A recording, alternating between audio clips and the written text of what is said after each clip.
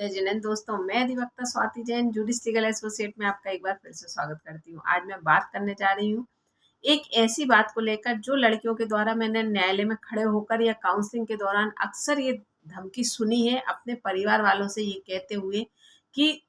मैं अपने पीहर चली जाऊंगी या मेरे पीहर वाले मुझे बहुत अच्छे से रखेंगे या मेरे पीहर वाले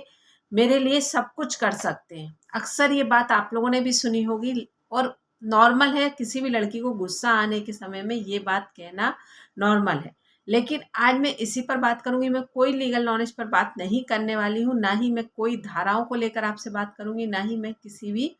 सजा के प्रावधान को लेकर आपसे बात करूंगी। सिर्फ और सिर्फ मैं लड़कियों की मेंटलिटी की बात कर रही हूँ। और अगर आपको अच्छी लगे तो मुझे कमेंट बॉक्स में कमेंट कर जरूर बताइएगा। और अगर वीडियो अच्छा लगे तो वीडियो को लाइक और चैनल को सब्सक्राइब भी जरूर कीजिएगा। आपका एक लाइक सब्सक्राइब कहीं ना कहीं मुझे मोटिवेट करेगा कि मैं आपसे ये बातें डिस्कस करूँ जो मैं काउंसलिंग के दौरान देखती हूँ। अब मैं बात करती हूँ कि जो लड़कियां ये कहकर धमकियां देती हैं, अगर सच्चाई और वास्तविकता पर हम बात करें तो लड़कियों को अपना अधिकार, चाहे वह परिवार में अधिकार हो, चाहे पति की सैलरी पर अधिकार हो, जो अधिकार ससुराल में मिल सकता है वो अधिकार शादी के बाद पीहर में मिलना किसी भी प्रकार से संभव नहीं है। ये बात लड़कियां देखकर भी अनदेखा करती हैं और जिसकी वजह होती है कि ना वो घर की रहती ना घाट की रहती। क्योंकि पीहर में भी आपको रिस्पेक्ट, प्यार, इज्जत तभी मिल सकता है जब आप ससुराल से अच्छे से रहते हुए पीहर में रहने जाती हैं और 2 दिन, 4 दिन, 10 दिन, 15 दिन रहकर आती हैं तो आपको रिस्पेक्ट मिलती है। या दूसरा पॉइंट ऑफ व्यू बोलूं कि जहां आपके पीहर में भाई भाभी नहीं है, सिर्फ और सिर्फ आपके माता पिता हैं जिनका आप एकमात्र सहारा हो, तो कहीं ना कहीं उस परिवार में भी हम मान सकते हैं कि लड़कियों का बोलबाला हो सकता है या जो वो कह रही हैं वो चीज़ उन्हें मिल जाए। लेकिन जो लड़कियां ससुराल से लड़ झगड़ कर पीहर में जाती हैं और जहां पर उनके भाई भाभी हैं तो कहीं ना कहीं उन्हें और ज़्यादा परेशानियों का सामना करना पड़ सकता है, क्योंकि पीहर में जाकर अपने अधिकार नहीं मांग सकती जो कि अधिकार उन्हें ससुराल में है। अगर लड़ झगड़ कर भी वे उस परिवार में रहती हैं तो कहीं ना कहीं उन्हें फिर भी पूर्ण अधिकार है और जिनकी वो मांग करेंगी तो उन्हें प्यार से, नहीं तो न्यायालय का सहारा लेकर भी वो अधिकार मिल सकते हैं। और ये एक वास्तविकता है, आप इसे ठुकरा नहीं सकते। लेकिन लड़कियां सिर्फ और सिर्फ जिद, जुनून या यूं कहूं कि ईगो के चक्कर में अपना परिवार बर्बाद कर लेती हैं। और जहां जिस व्यक्ति को इतना गुस्सा ना आए या इतना वाद विवाद ना बढ़े, लेकिन अगर ये बात कहती हैं तो कहीं ना कहीं एक बार ये सवाल उठता है कि ठीक है, अब आप जाकर देख लीजिए या आप वहां पर रहकर देख लीजिए। लेकिन नतीजा सिर्फ और सिर्फ यही होता है कि ना वो घर की रहती हैं और ना वो घाट की रहती हैं। अगर फाइनेंशियली इंडिपेंडेंट है तो भी मैं एक बार कहूँगी कि हाँ, वो अपनी लाइफ में सरवाइव कर सकती हैं। लेकिन अगर वे फाइनेंशियली इंडिपेंडेंट नहीं है, दूसरों पर डिपेंड है, और ऐसी कंडीशन में लड़कियों के द्वारा अगर ऐसा कोई भी कदम उठाया जाता है तो कहीं ना कहीं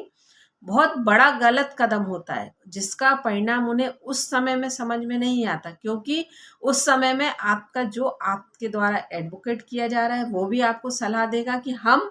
आपको ऐसा करवा देंगे, हम आपको ऐसा करवा देंगे, सामने वाले को हम घुटने टेकवा देंगे या सामने वाले की अकल ठिकाने लगा देंगे। परिवार के लोग भी, रिश्तेदार भी आपको उस समय पे ये सलाह देते हैं कि अच्छा, उन्होंने ऐसा कहा, अब उनको अकल ठिकाने आ जाएगी, तुम उनके ऊपर केस कर दो। लेकिन वही रिश्तेदार जब आपका तलाक हो जाता है या आप आकर मायके में सेपरेट रहने लगते हो तो आपको पूछने तक नहीं आएंगे और रीति रिवाजों का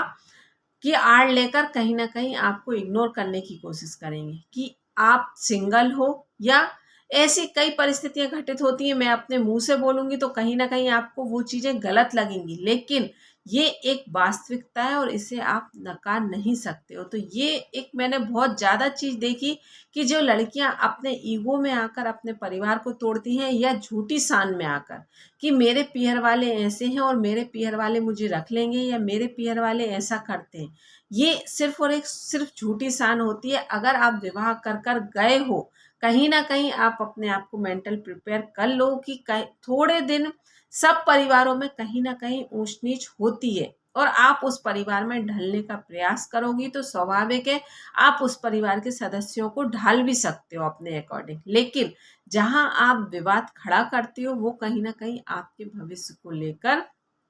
आपको ही खतरा बनता है, क्योंकि मायके वाले जहाँ हैं वो अपने घर में व्यवस्थित है, ससुराल वाले जहाँ हैं वो अपने घर में व्यवस्थित है, पति की अपनी लाइफ है वो अपने घर में व्यवस्थित है। लेकिन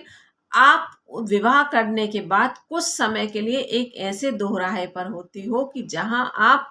आगे बढ़ जाती हो तो सही है, लेकिन अगर आप ना आगे वाले परिवार के साथ चलना चाहती हो और पीछे वाला परिवार आपको उतना सपोर्ट किसी भी हालत में नहीं कर सकता, क्योंकि उनकी भी अपनी एक पर्सनल लाइफ हो जाती है। माँ बाप अपनी उम्र के पड़ाव में बढ़ते चले जाते हैं, भाइयों की अपनी पर्सनल लाइफ होती है, उनका भी अपनी लाइफ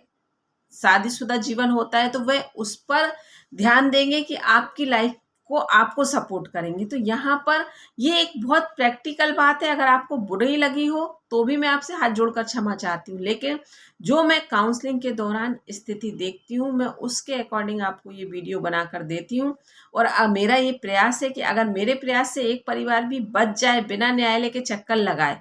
और आपका परिवार हंसता खुश खुश होकर अपना जीवन व्यतीत करने लगे तो बहुत अच्छी बात है। अगर पति पत्नी के बीच में विवाद होता है तो प्रयास यही करें कि उस विवाद को पति पत्नी आपस में बैठकर सुलझाने का प्रयास करें। जो एक दूसरे से कहा सुनी है उस कहा सुनी को कहकर सुनकर उसको खत्म करें, क्योंकि अगर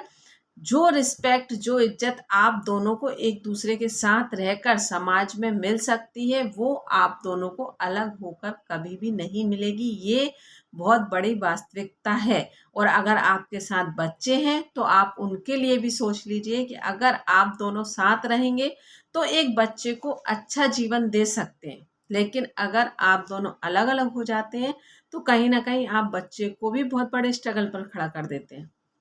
तो मेरा ये मानना था, इसलिए मैंने आपसे ये वीडियो बनाकर डिस्कस किया। मैंने फिर आपसे कहा कि अगर वीडियो अच्छा लगा हो तो प्लीज़ मुझे एक बार कमेंट बॉक्स में कमेंट कर ज़रूर बताइएगा। धन्यवाद।